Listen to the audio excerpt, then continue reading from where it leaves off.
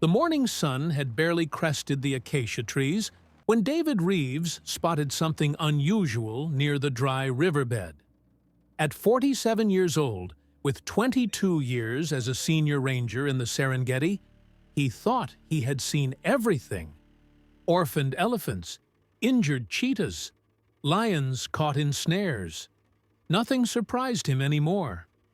But today was different. A small lion cub, no more than 4 months old, was walking directly toward his Land Rover. Alone. No mother in sight. No pride anywhere on the horizon. The cub moved with purpose, not fear. It reached the vehicle and did something David had never witnessed in over 2 decades. It stood on its hind legs and placed both front paws on his leg, looking up at him with desperate amber eyes. David felt a chill run down his spine despite the 34-degree heat. The cub released his leg and began walking, then stopped and looked back. It repeated this 3 times. David understood. He was being summoned. He followed the cub for approximately 400 meters through the tall golden grass until they reached a massive umbrella thorn acacia. What he saw made his blood run cold. Suspended nearly 2 meters off the ground, tangled in a thick poacher's net, hung an adult male lion. The net was wrapped around the tree's lower branches, creating a cruel hammock of rope that cut deep into the lion's body. The animal's eyes were half closed, his breathing shallow and labored. Flies swarmed around wounds where the nylon cord had sliced through fur and skin. The smell of infection mixed with the dry dust of the savannah. David approached slowly, his heart pounding. The lion didn't react. He was too weak. His ribs protruded sharply beneath his tawny coat, and dried blood caked the areas where the net had embedded itself into his flesh. David estimated the lion weighed around 180 kilograms, but looked like he had lost at least 30 in the time he had been trapped. The cub sat beside David and let out a soft, mournful cry. David grabbed his satellite radio immediately. His voice was steady but urgent. "Base, this is Reeves.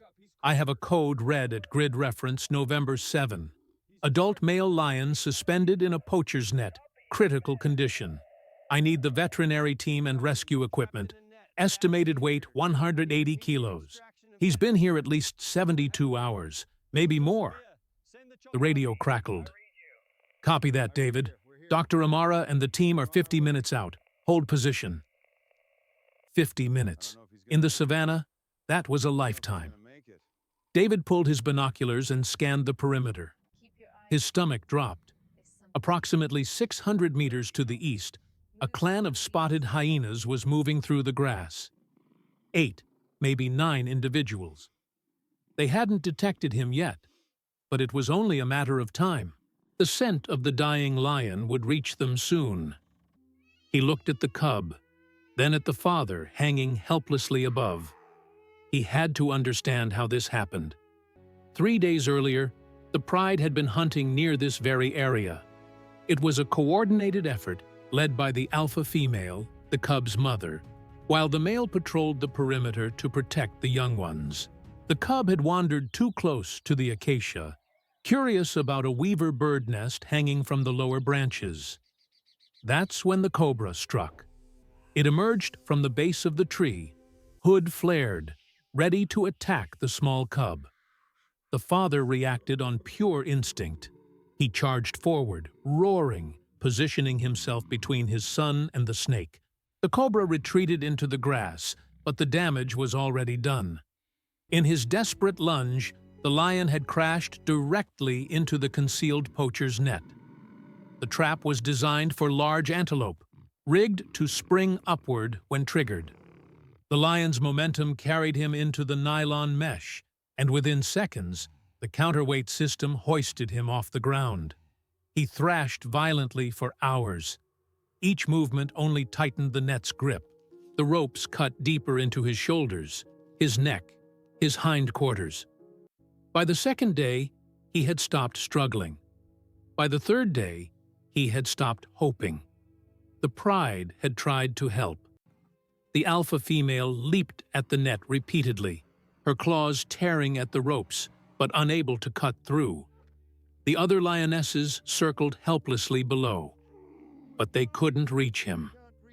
They couldn't free him. When the hyenas began circling on the second night, the pride was forced to retreat. They had to protect the other cubs. They had to survive. But the mother didn't go far. She stayed within 500 meters, watching, waiting, growing weaker herself from refusing to hunt while her mate suffered. And the cub refused to leave at all. For 3 days, he stayed beneath that tree. He drank from a muddy puddle 50 meters away. He hid in the tall grass when the hyenas came too close. And on the third morning, when he saw the ranger's vehicle in the distance, he made a choice that would change everything. David snapped back to the present moment. The hyenas had changed direction. They were moving closer now, following the scent trail. He had maybe 15 minutes before they arrived. He ran to the Land Rover and tore through his emergency kit. A car battery, copper wire, 4 metal tent poles, a roll of nylon rope. He looked at the materials and formed a plan. Working frantically, he drove the 4 metal poles into the hard earth in a 3-meter radius around the base of the acacia. His arms burned as he hammered them down with a rock. Sweat poured down his face. He wrapped the copper wire around each pole, creating a crude perimeter fence, then connected the ends to the car battery's terminals. A low electrical hum filled the air. David grabbed the cub and stepped inside the makeshift barrier, positioning himself directly beneath the hanging lion. He could hear the father's labored breathing above him. Each exhale sounded like it might be the last. The hyenas arrived 4 minutes later. They approached cautiously, 8 of them, led by a large female with a torn ear. The alpha female. She circled the perimeter, sniffing at the strange wire. One of the younger hyenas moved too close and touched the copper with its nose. The animal yelped and jumped backward from the shock. The clan retreated momentarily, but the alpha was watching, calculating. She made a low whooping sound, and 2 hyenas moved to the poles on the eastern side. They began digging at the base, their powerful claws tearing at the dry earth. David's heart sank. The poles weren't deep enough. He had driven them in too quickly. 3 minutes later, the first pole fell. Then the second. The copper wire went slack and dropped to the ground. Sparks flew briefly, then died. The alpha hyena stepped forward and kicked the wire with her paw. No shock. She looked directly at David with what could only be described as satisfaction. 8 hyenas began closing in. David positioned himself in front of the cub, knowing it was hopeless. He had no weapon, no barrier, no escape. The cub pressed against his legs, trembling. But then came a sound that stopped everything. A roar, deep, powerful, and filled with fury. It came from the tall grass to the west. The alpha female emerged like a golden hurricane. The cub's mother. She had been watching from 400 meters away, too weak to approach while the electric barrier held. But the moment it fell, she charged. She hit the first hyena before it could react, her jaws closing around its throat. She threw it aside and turned on the second, her claws raking across its face. The alpha hyena lunged at her, and the 2 predators collided in a violent tangle of teeth and claws. The lioness fought with the desperation of a mother protecting her family. She took wounds to her shoulders, her flanks, her face. Blood matted her fur. But she didn't stop. She couldn't stop. One by one, the hyenas fell back. The alpha made the call to retreat when only 4 remained standing. They disappeared into the grass, leaving their wounded behind. The lioness stood swaying, her chest heaving, blood dripping from a deep gash above her eye. She looked at David, then at her cub, then up at her mate, still hanging motionless in the net. She collapsed beside the tree. 12 minutes later, the rescue vehicle arrived in a cloud of dust. Dr. Amara jumped out before it fully stopped, her medical kit already in hand. 2 assistants followed with cutting equipment and a portable stretcher. Dr. Amara assessed the lioness first. Deep lacerations across her shoulders and face, significant blood loss, but stable. She administered a sedative, antibiotics, and began cleaning the wounds while her team prepared the rigging to lower the male. The process took nearly an hour. They used a pulley system anchored to the vehicle, carefully cutting the net section by section to prevent the lion from falling. Each cut had to be precise. One wrong move could cause the remaining ropes to snap and drop 180 kilograms of injured lion onto the hard ground below. When they finally lowered him, David saw the full extent of the damage. The net had cut grooves into the lion's flesh, nearly 3 centimeters deep in places. His right shoulder was severely infected, the tissue swollen and hot to the touch. His temperature was dangerously elevated at 41 degrees. His heartbeat was weak, barely 40 beats per minute. Dr. Amara worked quickly. She flushed the wounds with saline, applied antibiotic gel to the deepest cuts, and started an IV line for fluids. The lion's eyes flickered open briefly, those amber eyes meeting David's gaze for just a moment. Then something happened that David would remember for the rest of his life.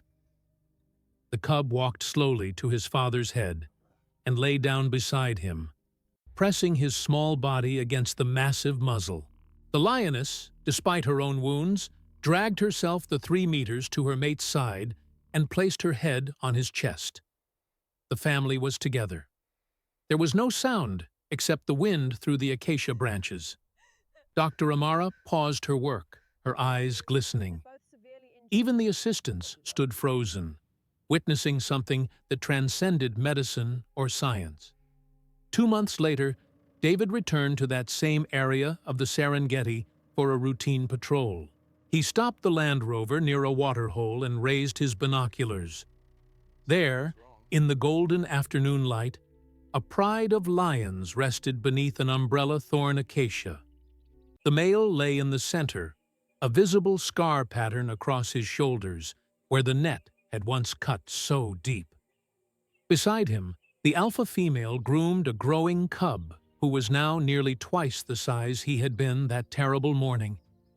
The male lifted his head and looked directly at the vehicle. For a long moment, he held David's gaze across the 200 meters of savanna grass. Then he lowered his head and closed his eyes, at peace. David spent the next 3 weeks leading a task force that removed 47 illegal snares and nets from the northern Serengeti. He filed reports that led to the arrest of 2 poaching operations. He started a fund for emergency veterinary response that has since saved 23 animals from similar fates. But what stayed with him most was not the rescue itself. It was that moment when a 4-month-old cub walked up to a stranger and asked for help, when a mother fought through her own exhaustion to save her family, when a father endured 3 days of agony because his instinct to protect his son was stronger than his instinct to survive. Sometimes the bonds of family are the most powerful force in nature, and sometimes all it takes to save a life is the courage to ask for help. If this story touched your heart, subscribe to the channel and hit the notification bell. Every like helps more people discover these incredible stories of courage and survival. Until next time.